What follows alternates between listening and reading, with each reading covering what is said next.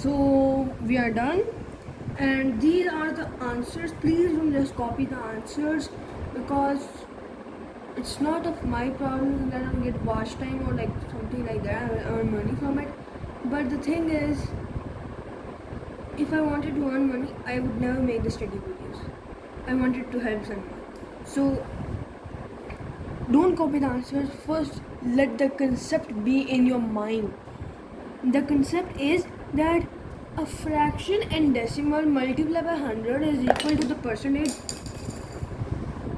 and the percentage divided by 100 is equal to the fraction or the decimal. So that is how we do it. So like percentage is divided by 100, 10 divided by 100 is equal to 0.1. 0.1 is a decimal, and if you write it in fraction, it will be 1/10. So 1 over 10. Simple concept. Please don't mix it up with any other concept. Yeah, I have done some simplifications, because you have to always do simplifications in your question answers. I have done this on the whiteboard. If you cannot see easily, I have done all of them, but some examples only, so you can just see from here. There's also the video on my channel. Okay, so now we have to do it like, I'll do the first example, then a flashback again. So 50% of the volume in ml, and 5% of the volume in ml, 10% of the volume in ml, 20% of the volume in ml, 5% of the volume in ml, and 1% of the volume in ml. So remember, 50% is always the half of the number. So it would be 3.6, then it would be 1.8 liters. So that would be 1800 milliliters. Yeah, this was a bit mess. Okay, now 25% is a quarter of the number. So don't go with this, go with the one you get out of 50%. 1.8 half would be 900 ml, meaning 0.9 liters. If there is any voice disturbance, please comment or comment on the video in which there is voice gain, not on the next video. Okay, so now 10% is always the 1/10 of that thing, which means one decimal place to the right. So it will be 0.36 liters or 360 milliliters. Then 20% will be double of this, which would be 720 milliliters, and 5% of it would be the half of 10, and it will be 180 milliliters, and 1% would be 2 decimal places to the right, which is 36 milliliters. And this is how you do the whole table. I'm going to do a flashback, and after that we'll start with the next question. Here we go. So now I've done all the questions of the part A of question number 5, and now part B says how you could use the table above to work out 36% of 3.6 liters. So it's a very easy thing to do. Look, you have to break the number 36% into different percentages. So there are many ways. The one I'm using is 25% plus 10%, which is 36%, plus 1%, which is equal to 35% plus 1%, which is equal to 36%. So it would be 900 ml,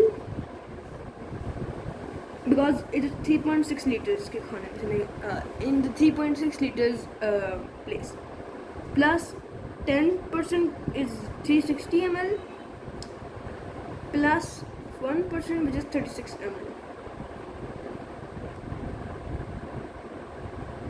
which is equal to 900 plus 360 is equal to 1260, plus 36 is equal to 1296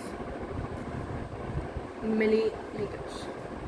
Now moving on to the next page, I may post this video in parts, because it's getting a bit longer. So So question 6 says, look at the shape puzzle. Now they have said to tell the fraction of each shape. Now you have to do estimation. Look, a square can be divided into 4 parts in 2 ways. I know my drawing is not that much correct because I'm drawing with a free hand. Yeah, one is the cross way and one is the plus way. So we'll draw both, the cross and the plus. So this is the plus way and this is the cross way. Yeah, either most of the lines are already made. Now they are asking what is the fraction of this. So first of all, you can see if you go with the cross way, this is half of the shape and the half is divided into 2. That means 1 by 4. So D and F are 1 by 4. While E is the half of that, which would be 1 by 8. But A again, if you go in the plus way, it's also 1 by 4. While B and C are half of E, which is 1 by 16. So this is how you do it. A is equal to 1 by 4. B is equal to 1 by 16. C is equal to 1 by 16, D is equal to 1 by 4, E is equal to 1 by 8 and F is equal to 1 by 4.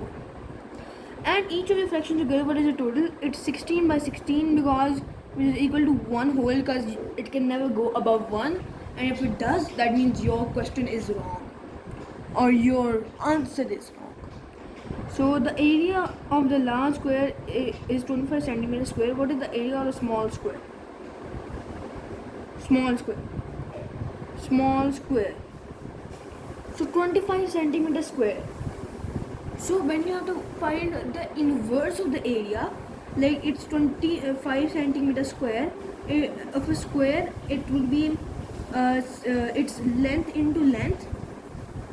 So 25 centimeters square ka you have to take its under root. That means on which table is, or of which numbers the square is. So the under root of 25 is 5. That means this line is 5 centimeter long, this line is 5 centimeter long, this line is 5 centimeter long, this line is 5 centimeter long. So what is the area of the smaller square? Means the part A. So it's by 1 by 4 of it. So 1 by 4. So you can also do it another way. Just look. I think it's better to be clear over here.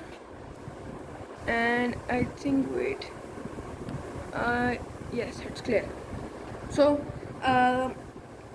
you can do it like 25 centimeter square is the area, multiply 1 by 4, and then you can do just simplification. 25 by 1 is the real answer. 1 right, 1. So 25 multiplied 1 is equal to 25 by 4, and you will divide in 4 sections to get 1 by 4, and you will start the division. It will come in decimals and recurring decimals. Not recurring, almost recurring. Okay, so 4 out, 25 in, 4 6 are 24, 1 down, decimal 0, 4 2s are 8, 2 here, decimal 0, 5 here. 6.25 centimeters square is the area. Don't forget to apply like that. Now this is where I already told in my other videos. Now the next page is the end of the chapter. So thanks for watching. Allah Hafiz.